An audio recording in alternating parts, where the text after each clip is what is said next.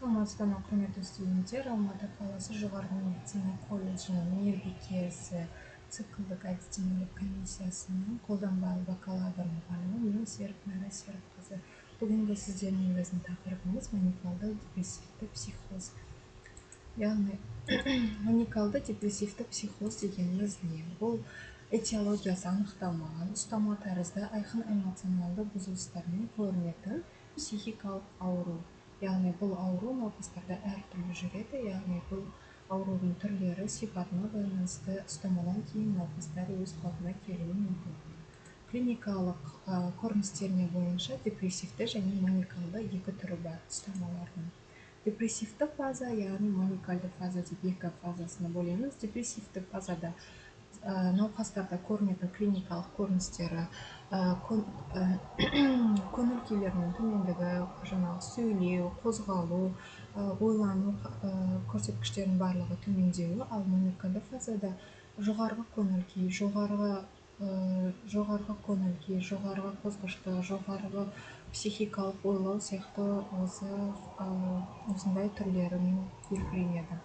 Келесі, яғни клиникалық көріністерін айтып кеткенде, әр фазаның өзіне тән клиникалық көріністер бар, яғни эмоционалды өзгерістер, интеллектуалды өзгерістер, ағымның қарқыны және белгілі бір моторикалық құбылыстарға байланысты клиникалық көріністер бөлінеді. Клиникалық көріністер депрессивті және маникалды күйде екі түрлі науқастар шағымданады. Болмаса сыртқы көріністеріне байланысты депрессивті күйде науқастың көңіл күйі төмен, барлық психикалық үрдістері, ағымы, бүкіл қимыл қозғалыстары бәрі баяу болады. Ал маникалды психикалық күйде, яғни бұл кезде пациенттердің көңіл күйі өте көтеріңкі, психикалық үрдістер ағымы жылдам, талпыныстары, сөйлеуі, қозғалысы барлығы жылдамдықпен ерекшеленеді. Келесі бізде, яғни осы ұстамалардың ұстау кезінде, яғни науқастарда әртүрлі фазалары жүреді, яғни субдепрессия және гипоманияны айтуға болады. Субдепрессия бұл жағдайда науқастарда жабырқаулы көңіл күй, қажу, ойын аяқталмау, сұрақ қойған кезде дұрыс жауап бере алмау, сандырақтау сияқты түрінде көрінеді. Ал гипомания кезінде, бұл кезде аздап көңіл күйі көтеріңкі, психомоторлық белсенділік жоғарғы, өмірге деген құштарлығы деген жоғарғы, сонымен қатар бұл кезде әртүрлі идеяларға, әртүрлі ойларға, құбылыстарға қозғаштығы жоғары болып тұрады. Яғни осы психоздардың салыстырмалы түрде олар басқа аурулармен салыстырғанда кеш басталады. Науқастардың орташа жасы 30-40 жас, яғни бұл дертке көбінесе әйел адамдар жиі шалдығады екен. 5000 адамнан 1000 адамға шаққандағы бір науқасқа құрайды. Яғни бұл дерт көзге көрінбейтін әртүрлі факторлардың әсерінен кейін туындайтын ауру болып табылады. Депрессивті күй деп айтып кеткенде, жаңа сіздерден депрессивті күй кезінде науқастарда физикалық құбылыстардың мен қатар психикалық бұзылыстардың жалпы дискомфорт сезімі байқалады. Яғни бұл сезімдер науқастардың бас ауруы, жүрек аймағындағы әртүрлі ауру сезімдері сияқты күйде көрінуі мүмкін. Науқастар көбінесе бұл кезде басын ауруына, жүрек тұсын ауруына, кеуде қуысын ауруына шағым айтуы мүмкін.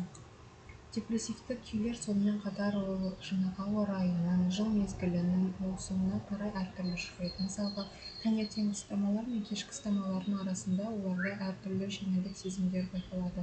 Таңертеңгі ұстамалар ол науқастарда жеңілірек өтсе, ал кешкі ұстамаларда оларда міндетті түрде мейірбикенің, дәрігердің көмегіне жүгінеді. Депрессивті күйлер сонымен қатар әртүрлі соматовегетативтік бұзылыстармен жүреді. Шаш қабатының бұзылуы, шашты қабаттардың құрғауы, бас айну, жүрек айну сияқты әртүрлі сезімдермен көруге болады. Сонымен қатар анестетикалық депрессивті күйде науқастар қоғаммен, қоршаған ортамен өздерін алшақтатады, бөлек ұстайды. Яғни ол қоғамда болып жатқан әртүрлі жағдайларға алшақтау болады, өздерінің бойларына, толықтығына, арықтығына барлығына көңіл күйлері толмайды, сол себептен олар өздеріне жаным жоқ, менің жүрегім мұз деген сияқты өздерінің айтатын сөздерімен жаңағы әртүрлі дене жарақаттарын салуы мүмкін. Ал маникалды күй деп отырғанымыз бұл мұндай науқастар ерекше жаңағы шабытты болады. Мысалы мына видеода қарасаңыздар, маникалды синдром кезінде олар ерекше шабытты сезінеді, олар көңілді жүреді, күледі. 5-6 сағат ұйықтаса да олар өздерін өте сергек сезінетін болады. Яғни науқастарда маникалды күй белгісі триадалармен жүреді, яғни көңіл ойлау үрдісінің жылдамдығы. Маниакальное состояние с речедвигательным возбуждением и эйфорией. Чем больна? Вы мне скажите. Да вы же сумасшедший уже. Значит, дайте ему что-нибудь такое, уколите его, чтобы в язык ему здесь. Маникалды кейде сіздерге түсіндіріп айтып кеттім.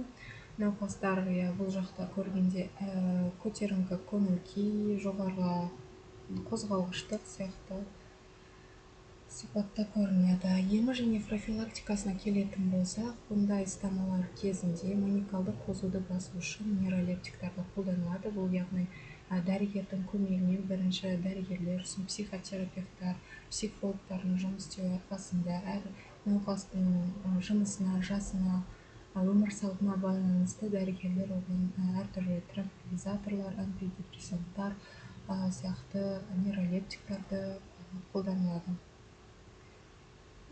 Стамалардың түріне байланысты психотропты заттарды және антидепрессанттар, электротроссулдық терапия сияқты тағайындайды.